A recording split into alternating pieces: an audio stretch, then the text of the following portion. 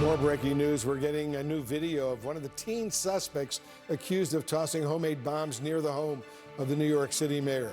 Authorities say this is the moment that 18-year-old Amir Balat entered a Pennsylvania fireworks store before walking out with items needed to detonate the bombs.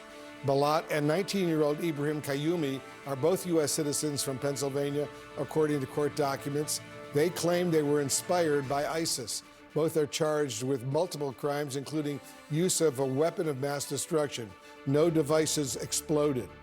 National security and counterterrorism expert Colin Clarke is joining us right now. He's the executive director of the Soufan Center, and he's the author of the book After the Caliphate, The Islamic State and the Future of the Terrorist Diaspora. Colin, thanks so much for being here.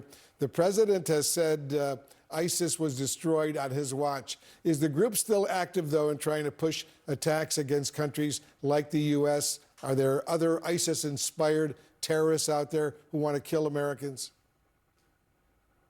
Thanks for having me, Wolf.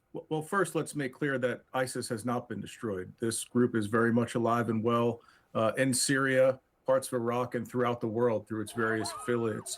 What this attack proves, and we saw it again in Sydney, Australia in December, is that the Islamic State's propaganda continues to resonate with large groups of people, including Westerners, and among those Westerners, U.S. citizens. So unfortunately, this is going to ebb and flow. It's not the last attack we'll see, and we need to remain prepared. On another event that I want to get your thoughts on, Canadian authorities up in Toronto are investigating what they're calling a national security incident. Their words, a national security incident, after shots were fired yesterday at the U.S. diplomatic consulate in Toronto. There have also been 3 separate shootings reported at synagogues not that far away in the Toronto area. Thankfully, no one has been injured in any of these incidents, but officials are investigating potential links to tensions in the Middle East. What stands out to you so far about this string of incidents? So you've got Toronto. There was also an incident at the U.S. Embassy in Oslo, Norway, and there was an incident at a synagogue in Belgium. I had a piece in The Atlantic over the weekend warning about the spillover effects of the Iran war.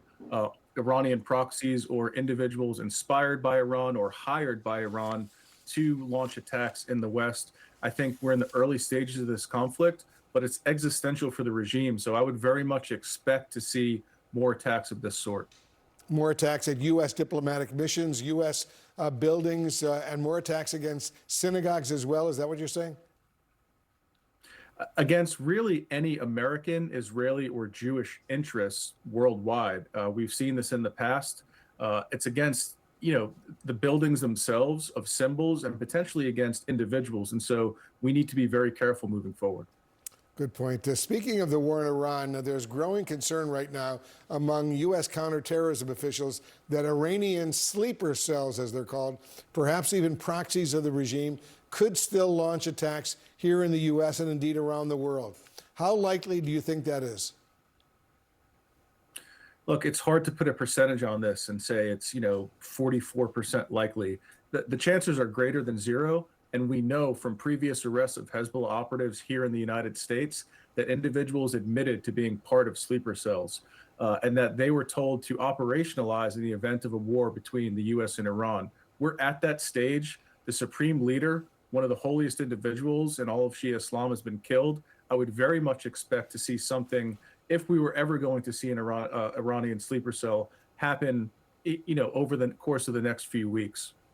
Yeah, so worrisome. President Trump says the U.S. is, quote, on top of this threat. What could Iranian attacks on U.S. soil, do you believe, Colin, look like? Is Iran capable of killing a bunch of people here in the United States, indeed other Americans around the world?